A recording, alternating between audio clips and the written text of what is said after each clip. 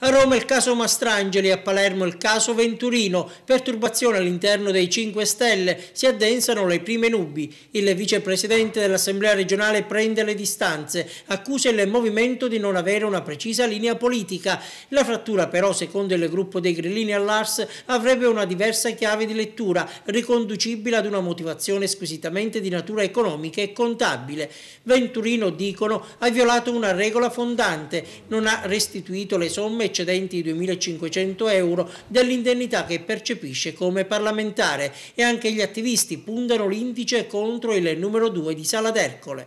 L'onorevole Venturino da qualche mese da questa parte non rendiconta, ma introita la mensilità intera di un deputato regionale, venendo meno ad un patto con gli elettori. Quindi se non provvede, a mio avviso, a rimborsare e fare così come fanno tutti gli altri deputati per rimpinguare un capitolo che serve al microcredito alle piccole imprese, e se non fa questo, secondo me si dovrebbe prima dimettere da vicepresidente dell'Assemblea regionale siciliana e poi dimettersi da deputato.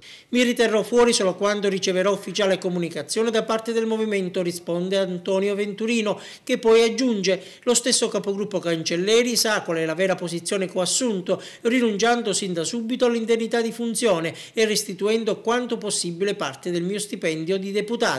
E a proposito di restituzione, ricordo ai miei colleghi che a mancare l'appello è solo il bonifico di marzo. Sul piano della rendicontazione ho espresso l'inopportunità di fare la stessa per evitare attacchi e speculazione da parte di chi passa il proprio tempo davanti ad un personal computer a fare le pulci su chi e come spende 100 euro in più o in meno, conclude il vicepresidente dell'Ars. Siamo allora ad una sorta di braccio di ferro. Ecco a questo punto cosa prevede la regola del Movimento 5 Stelle.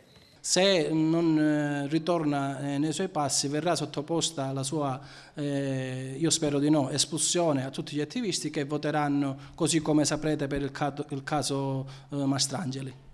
Venturino fa anche delle osservazioni dal punto di vista politico, dice il Movimento 5 Stelle non ha strategia perché accusa il fatto che i grillini non si siano aperti al dialogo, all'alleanza con il Partito Democratico. Il Partito Democratico, per fare un governo di centrosinistra, voleva solo i voti del Movimento 5 Stelle, quindi non voleva fare un governo con Movimento 5 Stelle. Per cui la posizione di Venturino è una posizione personale, così come ce n'è tante, ma non è certo la posizione del Movimento 5 Stelle.